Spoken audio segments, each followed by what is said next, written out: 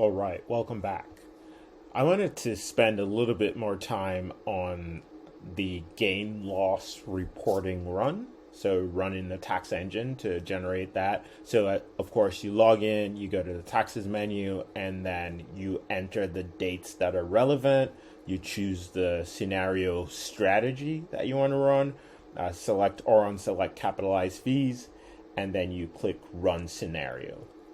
Once you do that, it generates the reporting. As mentioned earlier, you can download this as a CSV. It provides the data. And here you have the summary header view. So this is basically showing you that the unrealized gain, in this case because it's green, is 6,432. The realized short term, which is under a year, is $28 and some odd cents. There are no realized long term gains or losses at this point. The other bits of information you can see here are which digital assets you have and the pricing as of that gain loss end date. Also, there are a number of summary lines here. You can see the ending balances for each of these. You can see the cumulative cost of each of those digital assets. With those ending balances, you can see the gain loss broken out by asset here. So it looks like most of our gain is coming from USDC, and then we have a mild loss from ETH.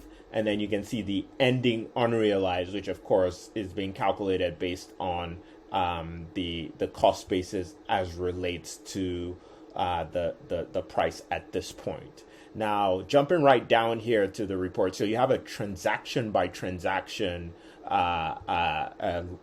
report of what's happening all the way across. The first thing that's important is check marks here are good. Exclamation mark or anything other than a check mark means that transaction needs to be selected. You go into the transactions screen and see what's going on with that. Either it's uncategorized or something like that. And that's an important point. This report will give you a notification or errors if all your transactions are not categorized or if there's some issue to let you know that you need to fix whatever the issue is with this specific transaction. Now, rolling through here, you've got the transaction ID, got the time, you've got the digital asset, you've got the amount. So green in this case, as usual, is that we acquired. Red is disposed. So acquisitions, this first three.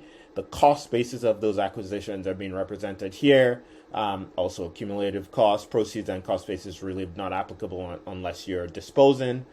The exchange rates applicable there, and then as you can see here, the unrealized gain at this moment. So obviously, given that the cost basis was 390, and if you look at the price of ETH as of that end date is 389.23. So that's how you end up with the unrealized loss in this case for one ETH. You can apply the same principle to USDC there.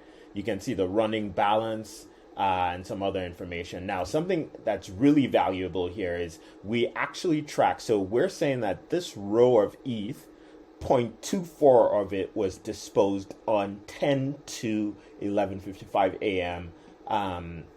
With that amount of it. So we track the disposal and the acquisition of that. So this is a disposal, and it's telling you the date on which it was acquired. To further illustrate a little bit more about this report, I'm going to jump all the way down to ETH because we acquired one ETH here. We did nothing else with ETH, and then we disposed. So we disposed of 0.24 ETH. The proceeds were 82.71.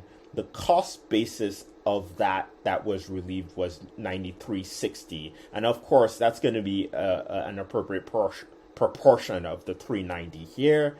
You can see the cumulative cost left, the exchange rate for the disposal, and that's how you end up with that loss, right? Because we're obviously at a lower rate than what we actually acquired it at. You can see the loss. That's a short-term loss. And then you can see the details of when this was actually acquired, which was up here because this is showing when it was disposed. That's kind of it.